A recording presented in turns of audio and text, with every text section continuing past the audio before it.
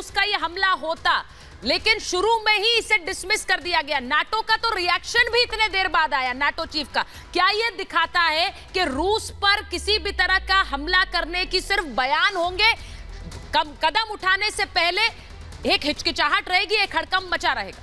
देखिए, ऐसा है कि ये तो बहुत साफ है कि पोलैंड के एग्जीक्यूटिव हेड ने खुद एडमिट किया है कि रूस का ये मिसाइल नहीं था। पहली बात, जो देश पे मिसाइल जा रहा है उस देश का एग्जीक्यूटिव हेड बोल रहा है कि रूस का मिसाइल नहीं है। पहली बात। दूसरी बात, दो ही सिनेरियो है, ये मिसाइल रूस ने दागा सच, या मिसाइल रूस ने नहीं दागा फॉल्स। तो यदि दागा, यदि सच है तो क्या इम्प्लीकेशन है, और नहीं दागा तो क्या इम्प्लीकेशन है। यदि दागा तो आर्टिकल 5 के तहत ये माना जाएगा, यदि पोलैंड पे अटैक है, कि पूरे 30 नाटो देश प्लस अमेरिका पे अटैक है, तब तो ये थर्ड वर्ल्ड वॉर की घोषणा है। और थर्ड वर्ल्ड वॉर की घोषणा है तो फिर तो पुतिन ऑन द डिफेंसिव। यदि जैसे अभिमन्यु को चक्रव्यूह में घेर दिया गया, 30 देश यदि घेर रहे हैं पुतिन को, तो न्यूक्लियर ऑप्शन, पर फोर्स न्यूक्लियर ऑप्शन लेना चाहेंगे, तो he will not like to surrender. तो सवाल है तो पूरा विध्वंस की तैयारी हो रही है। अब दूसरी बात है, यदि फॉल्स है, देखिए, क्या रशिया इतना बेवकूफ देश है कि यदि वॉर डिक्लेयर करता पोलैंड पे तो एक मिसाइल दागेगा? तो हद होती है। वो अपना फाइटर जेट इस्तेमाल करेगा, वो अपना ड्रोन इस्तेमाल करेगा, वो अपने हेलीकॉप्टर इस्तेमाल करेगा, आर्म्ड हेलीकॉप्टर इस्तेमाल करेगा। एक मिसाइल टू व्हाट एंड? मतलब कोई अटैक करता ही, मतलब इस तरह की बेवकूफ़ी तो कर नहीं सकता। दूसरी बात कि ये मेरा ख्याल है कि ये षड्यंत्र हो सकता था या इनएडवर्टेंटली गलती से हो गया है।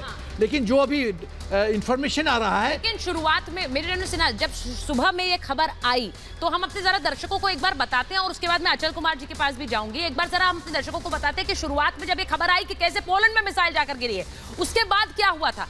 बाइडेन ने कैसे एक इमरजेंसी मीटिंग बुलाई, क्योंकि G20 का बैठक हो रही थी। G20 की बैठक के समय अगर पोलैंड पर रूस हमला करता तो ये एक बड़ा एस्केलेशन माना जा रहा था, और उस समय हड़कंप ये मच गया कि क्या रूस ने हमला कर दिया है पोलैंड पर। बाइडेन की देर रात मीटिंग की तस्वीरें आई, और उसके बाद G7 के देशों की भी बैठक की तस्वीरें आई। आपको ये बताएं कि ये देखिए, ये जो तस्वीरें आप देख रहे हैं, ये इसमें G7 की बैठक बुलाई गई थी। बाइडेन ठीक बीच में बैठे हुए हैं, जस्टिन ट्रूडो है, इमैनुअल मैक्रोन है, यानी G20, ऋषि सुनक बगल में बैठे हुए हैं। G20 की बैठक में ही G7 की बैठक बुलाई गई कि अब इससे डील कैसे करना है, हमले का जवाब कैसे देना है। और इसी के साथ दूसरी तस्वीर जरा दिखा दीजिए, दूसरी तस्वीर भी दिखाइए। ये तस्वीर थी जब जो बाइडेन अपनी कोर टीम के साथ आधी रात को बैठक कर रहे थे, क्योंकि ये हमला हो गया था। जो बाइडेन यानी अमेरिकी राष्ट्रपति अपने अमेरिकी एनएसए के साथ बैठकर ये बैठक इसलिए जरूरी थी देर रात कि अगर ये हमला हुआ है तो अमेरिका का रिस्पांस क्या होगा, ये जरूरी था। और ये अमेरिकी रिस्पांस को ट्रिगर करने की बात भी क्यों आई, आपको बयान भी दिखाती हूं। ये दो तस्वीरें जरा फुल फ्रेम दिखा दीजिए हमारे दर्शकों को। एक तरफ G7 की बैठक, दूसरी तरफ किस तरह से बाइडेन ने अपनी कोर टीम के साथ बैठक की। आपको दिखाती हूं कि ये सब शुरुआत क्यों हुई है। ये शुरुआत क्यों हुई, क्योंकि बयान कैसे आए हैं। ज़ेलेंस्की के एक बयान ने कैसे इस पूरे मामले को, इस मामले में आग में घी जैसा काम किया है। ये क्यों मैं कह रही हूं, क्योंकि जब ये हमला हुआ उसके बाद राष्ट्रपति का ये बयान आया कि G20 मॉस्को पर दबाव बनाएगा। G20 मॉस्को पर दबाव बनाएगा कि जिसने यूक्रेन को बर्बाद कर दिया, वैश्विक अर्थव्यवस्था को मुश्किल में डाला, उस पर कार्रवाई होनी चाहिए। इसी के साथ साथ जो ब्रिटेन के प्रधानमंत्री है ऋषि सुनक, उनका भी बयान आ गया। उन्होंने क्या कहा, यूक्रेन रूस वॉर से महंगाई और दूसरी समस्याएं बढ़ी हैं, और किसी एक देश के कारण भविष्य को अंधकार में नहीं डाल सकते हैं। ये ऋषि सुनक का बयान था।